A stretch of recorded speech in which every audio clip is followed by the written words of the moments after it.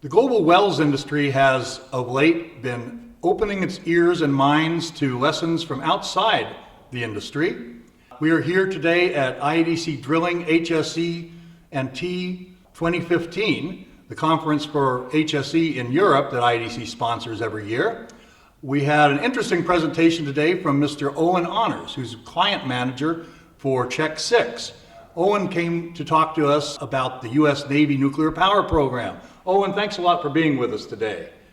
Thanks for having me, Mike. You're very welcome. Can you kind of brief us on your naval career, please? Sure. I was lucky enough to have a 29-year career in the United States Navy, predominantly flying airplanes off aircraft carriers, but towards the end of my career I was also able to command a couple different ships, with the last command being the USS Enterprise.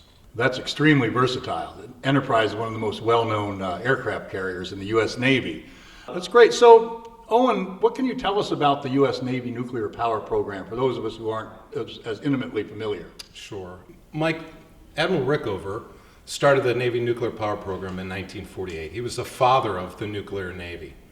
And since then, the nuclear Navy has steamed about 151 million miles, which equates to about 6,500 reactor years of incident-free operations. So a very, very successful program that now is responsible for about 100 nuclear reactors throughout the world on submarines and also on surface ships.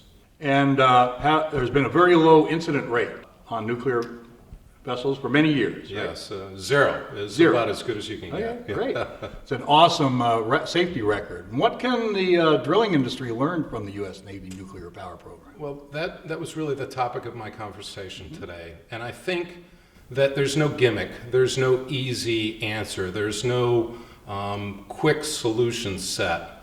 But what I think is also the highly reliable organization that is the oil and gas industry and the drilling organization, they can take a lot of lessons on the culture, the leadership that was, the simplicity by which Admiral Rickover set up the program to make sure that everyone follows the rules all the time.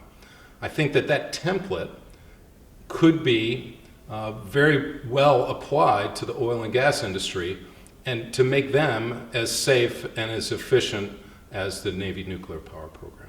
Okay. And what should the industry do to start embracing the tenets of the program?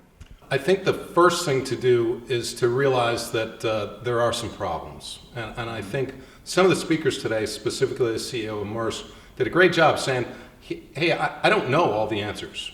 I want to know the answers, but I need to get there. So I think the first thing to understand is exactly where the industry is, and then understanding where they want to go. And the nuclear power program, they understood those challenges very, very well, and then put together a program. It didn't depend on one thing. It was really a compilation of all the different aspects, whether it was procedural compliance or integrity, or formal communications, or forceful backup, or questioning attitude. Those things were imbued in the people who participate in that organization from the time they started. So it's a consistent, constant process of keeping the pressure on those folks to make sure that it is an incident-free organization. Okay. Owen, thanks so much for your time. Really appreciate you coming out here, and we look forward to seeing what the nuclear power program does indeed end up giving to the drilling industry. And thanks to all of you for tuning into this webcast.